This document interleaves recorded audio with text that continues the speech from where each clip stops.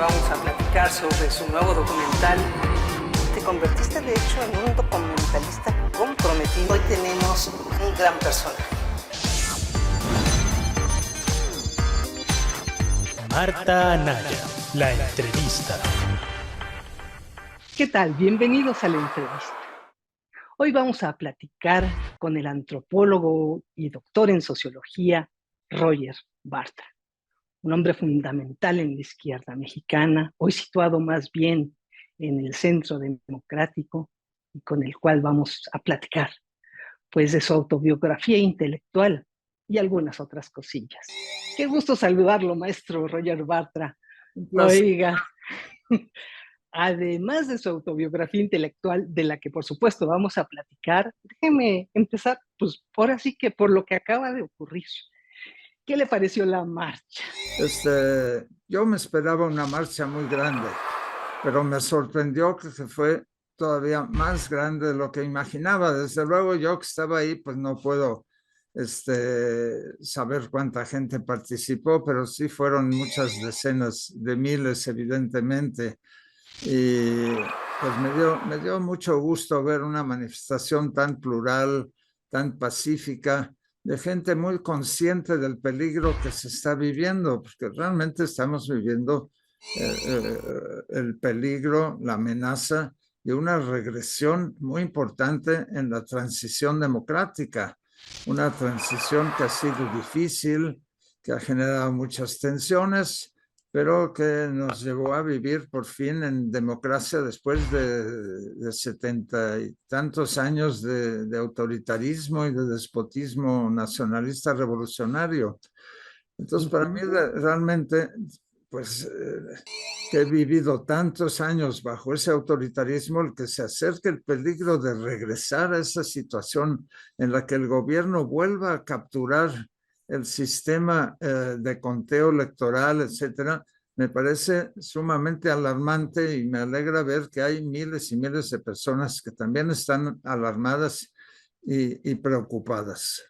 O sea, usted sí percibió que hay esa preocupación porque escuché al presidente decir que simplemente lo que habíamos visto era un striptease político del conservadurismo. O sea, así lo vio usted. Bueno, yo creo que ya es tiempo de que los ciudadanos, todos los ciudadanos conscientes, estemos pendientes de las tonterías que dice el presidente en las mañaneras. Yo creo que ya no sabe qué decir. Me parece que son lamentables y creo que tienen pocas consecuencias. Ya, yo creo que deberíamos, la prensa debería empezar a fijarse más en lo que sucede y en lo que se hace que en toda la enormidad de cosas, esa palabrería inmensa del presidente en las mañaneras. Pero lo que se hace sí es peligroso porque el presidente efectivamente lo que ha hecho es presentar una iniciativa de cambio constitucional. Y eso es peligroso porque existe la posibilidad real de que uno de los partidos, el PRI, de la oposición, acepte negociarla y cambiar efectivamente la Constitución y dañar mucho al INE, al Instituto Nacional Electoral.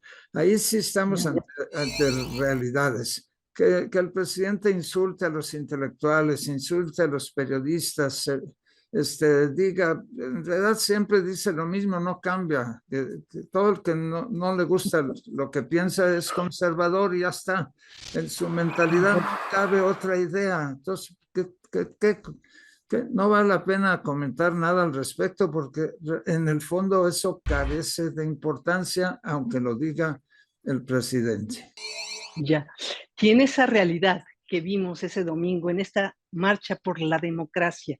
Usted que ha escrito tanto sobre democracia y tiene una propia idea de ello, ¿podría realmente considerarla así? ¿Fue una marcha por la democracia? ¿Estaba intrínseca esa idea? Yo creo que sí, yo creo que por primera vez, y eso es algo novedoso, por primera vez miles de ciudadanos y ciudadanas se lanzan a defender una idea que, aunque se concreta en instituciones precisas, tiene un contenido bastante abstracto. Digamos, la gente no come más ni vive sus condiciones de vida cotidiana, material, etcétera, no mejoran por el simple hecho de haber democracia. La democracia trae libertades, trae pluralidad, etcétera, pero no trae por sí misma bienestar. Por eso tiene ese carácter un poco abstracto. Y claro, mucha gente que vive al borde de la miseria o sumida en la miseria, pues claro, la noción de democracia les es algo muy alejado. Además, parte de la población poco educada, pues difícilmente puede entender exactamente cuáles son los beneficios de la democracia.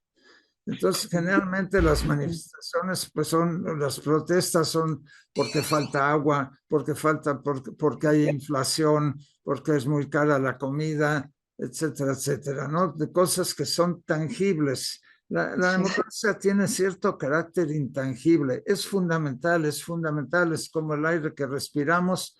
Cuando no hay democracia, entonces sí, podemos pasarla mal, pero cuando la tenemos, pasa hasta cierto punto desapercibida, y el hecho de que una cantidad tan grande de gente se haya dado cuenta de eso y de que tiene un gran valor, porque el INE no es nada más que nos da una identificación, una credencial.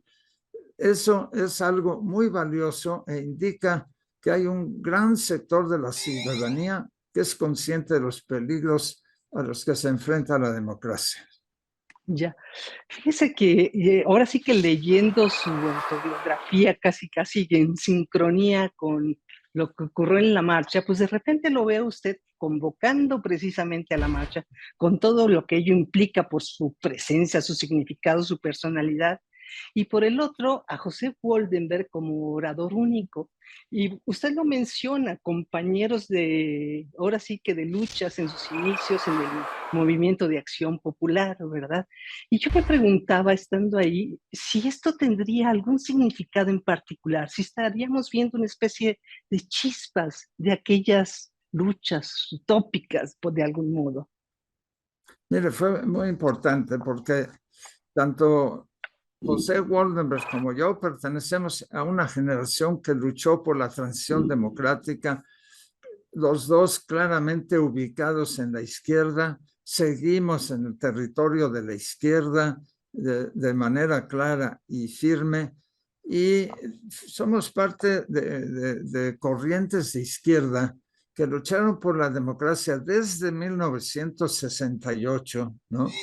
Y que vimos con cierta inquietud que la democracia llegaba a México por la derecha cuando aspirábamos a que llegase por la izquierda. Llegó por la derecha, hay que reconocerlo, que había una derecha democrática que encarnada en el PAN y que había crecido lo suficientemente como para ganar unas elecciones. Bueno, eso fue un trauma para muchos.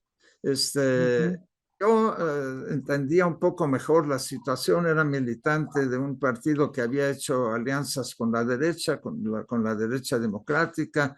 No me sorprendió tanto, pero en fin, de eso.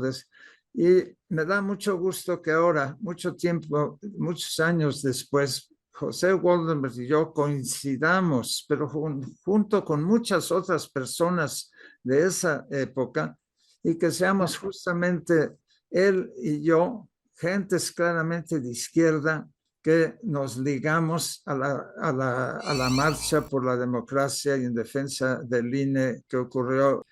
La marcha fue muy plural. Ahí estaba gente de derecha, gente de izquierda, gente con poco definida, estaban representantes de los partidos.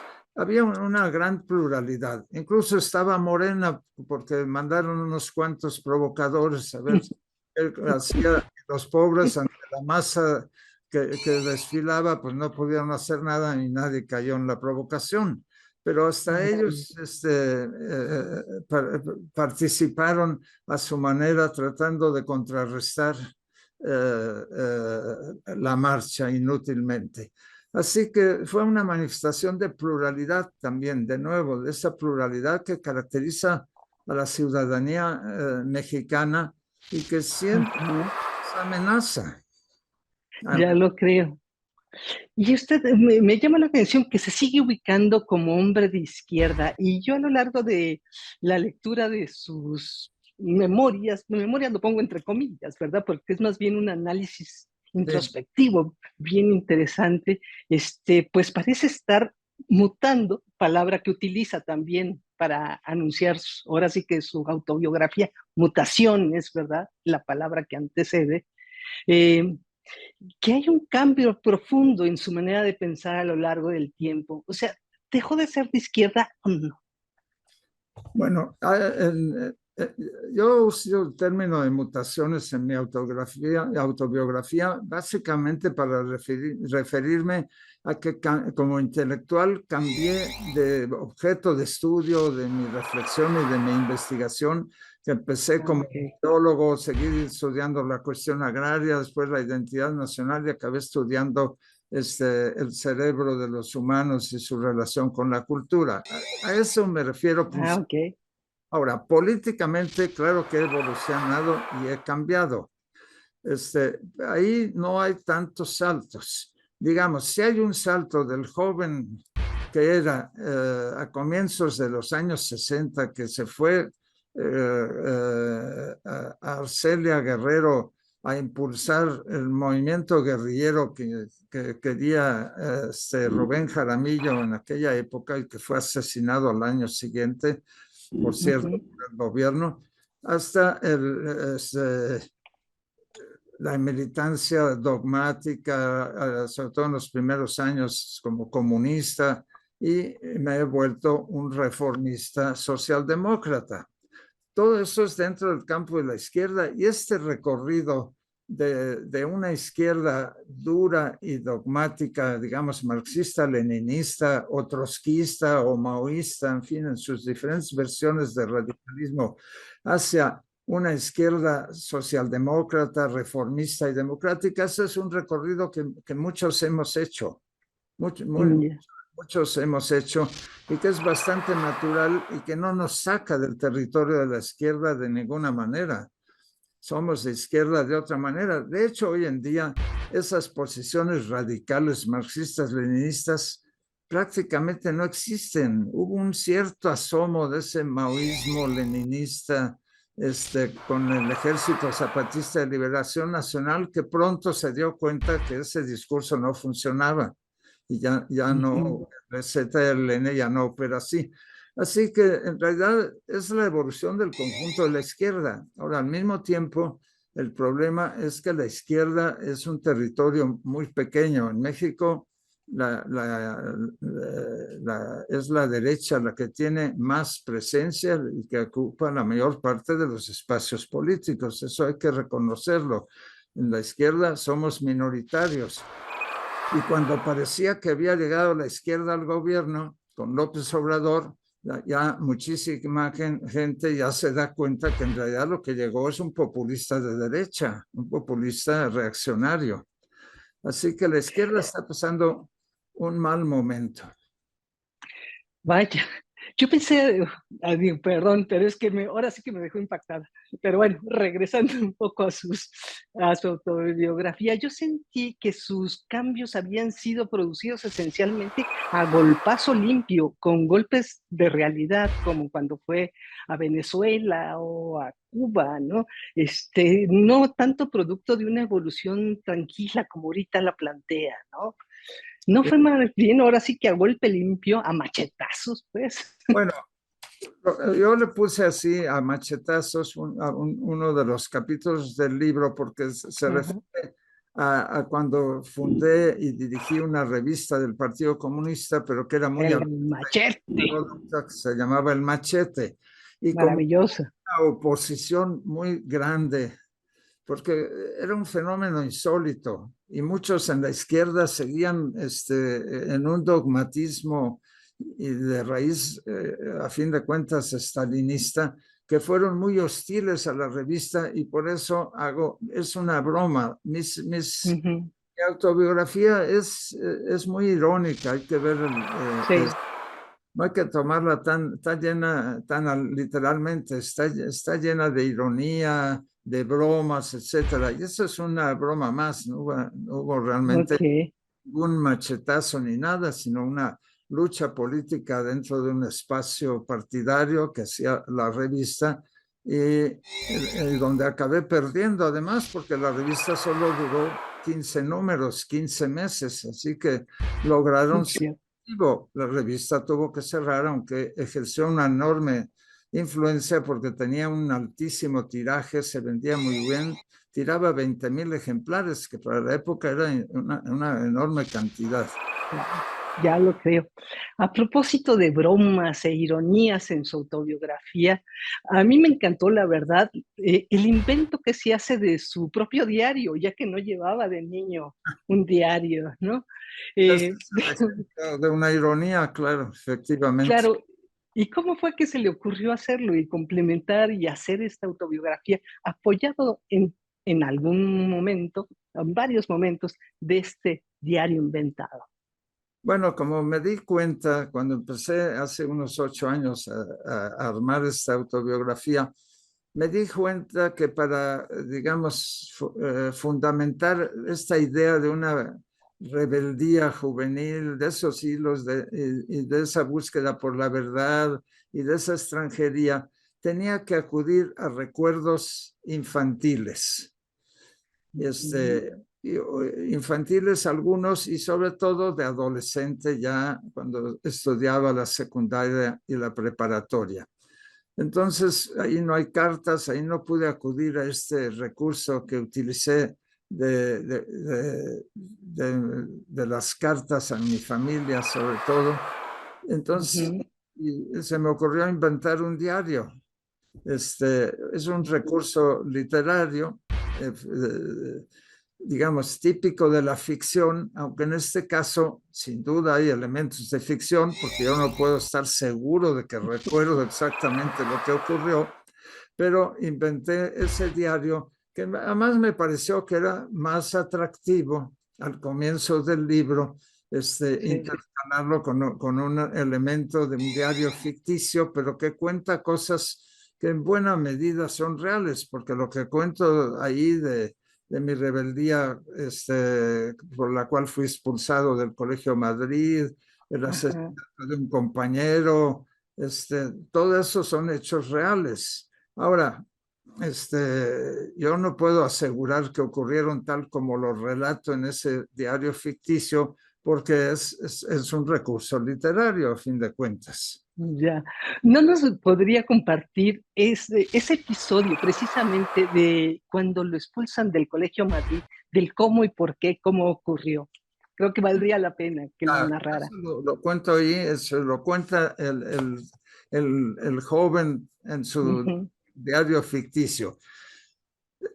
El Colegio Madrid era un colegio fundado por refugiados españoles en México, uno de los 3 colegios que fundaron los refugiados españoles, y la mayor parte de los profesores eran españoles de muy, muy buenos profesores, de alta calidad. Realmente era una educación de muy alto nivel y nosotros de muy jóvenes estábamos acostumbrados a esos buenos profesores.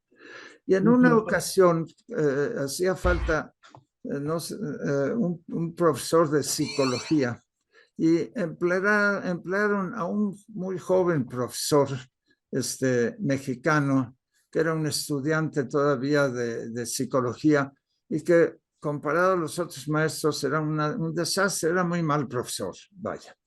Y ujú. entonces el grupo de amigos, de compañeros y compañeras